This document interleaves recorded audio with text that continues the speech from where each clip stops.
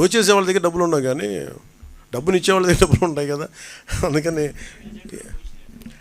ఇబ్బంది ఉంది, కానీ but at least we are grateful to central government. అంటే నరేంద్ర మోదీ గారి నాయకత్వంలో మనకి కేంద్ర ప్రభుత్వం ఒక అభయహస్తం, మామూలు అభయహస్తం అండగా నిలబడిపోయారు. So we are grateful to NDA government under the leadership of Modiji. I'm grateful for standing by us.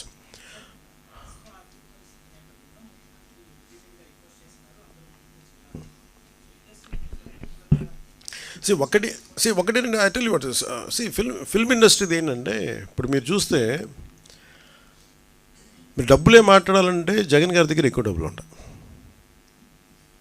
ఒక హీరో దగ్గర ఉన్న డబ్బుల కంటే కూడా వాళ్ళ ఒక ఫ్యాక్టరీ తీసుకున్నాం ఫస్ట్ ఉదాహరణకి, సిమెంట్ ఫ్యాక్టరీ, దాని దగ్గర ఎక్కువ డబ్బులు ఉంటాయి. ఫిల్మ్ యాక్టర్స్ ఇవన్నీ ఏంటంటే వాళ్ళ హడావిడి ఎక్కువ, గోల ఎక్కువ.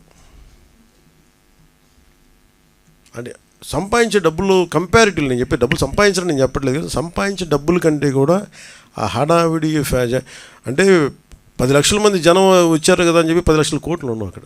సైలెంట్గా జగన్ గారి దగ్గర ఉండే వాళ్ళ దగ్గర 1 లక్ష కోట్లు ఉంటుంది, అది తేడా. సో సైలెంట్గా డబ్బులు ఉండేవాళ్ళు చాలామంది ఉన్నారు. వాళ్ళందరికీ నిజం అంటే నేను నిన్న మాట్లాడటం కూడా అందరితో మాట్లాడుతుంటే ఒకటే నాకు అనిపించింది, డబ్బు ఇవ్వాలని చాలామందికి ఉంటుంది. ఇప్పుడు 1,64,000 మంది ఒక పంచాయతీరాజ్ జాయింట్ యాక్షన్ కమిటీ నుంచి వాళ్ళు కూర్చోబెట్టి మేము ఇస్తున్నామంటే డబ్బు ఇవ్వడంటే ఎక్కడో పారదర్శకత ఉంది, మేము ఇస్తాం, ఆ డబ్బు వెళ్తుంది.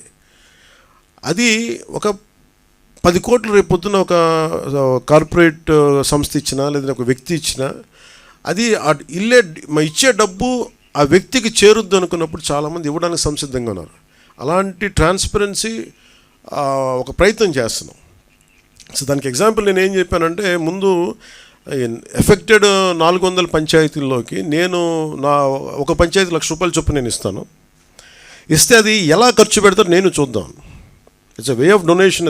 ఆల్సో పర్సనల్గా నేను కూడా ఇన్వాల్వ్, నా డబ్బు కూడా ఇన్వాల్వ్. అది ఎలా వెళ్తుంది? సపోజ్ నేను పారిశుద్ధ పనులకి ఇది ఇవ్వాలి, లేదంటే చాలా పనులు ఉంటాయి, చిన్న రోడ్లు కావచ్చు, పారిశుద్ధ బిల్డింగ్లు కావచ్చు, లేదంటే పశువులు చచ్చిపోతే పశువులకి ఎవరన్నా, సపోజ్ నేనేమంటాను ₹1,00,000 మన ఒక పంచాయతీకి ఇస్తే, ఆ పంచాయతీలు ఉదాహరణకి 220 పశువులు చచ్చిపోయినాయి.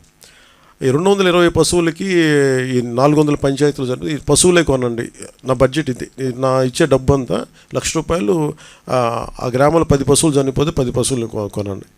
లేదంటే నేను ఇచ్చే ₹1,00,000 ఎన్ని పశువులు వస్తే అన్ని పశువులు. ఆ హెడ్కి వెళ్ళినప్పుడు జెన్యూన్గా అది వెళ్ళింది అనుకోండి, నాకు ఇచ్చే వ్యక్తికి తృప్తి ఉంటుంది. అలాంటి పారదర్శకత కావాలని కోరుకున్నాం. అందుకని యాక్టర్స్ ఇవన్నీ ఏమైపోతుందంటే, మేబీ ఇది హడావిడి, లేదంటే నేను నిజంగా చాలామంది చిత్ర పరిశ్రమ చాలామంది ఇచ్చారు, మనస్ఫూర్తిగా వారికి నా ధన్యవాదాలు తెలుపుకుంటాను మన ఆంధ్రప్రదేశ్ ప్రభుత్వం నుంచి. బట్ ఇదేంటంటే మిగతా వాళ్ళు కూడా రావాలని నేను కోరుకున్నాను. ఇది ప్రత్యేకమైన పరిస్థితులు, ఇది మన నేల, మన రాష్ట్రం, ఇది మనం కాపాడుకోవాలి. అందుకని అందరినీ మరోమారు ముఖ్యమంత్రి గారి సహాయ నిధికి విరాళాలు పంపించని మనస్ఫూర్తిగా మీ అందరినీ కోరుకుంటూ సెలవు తీసుకున్నాను. జై హింద్.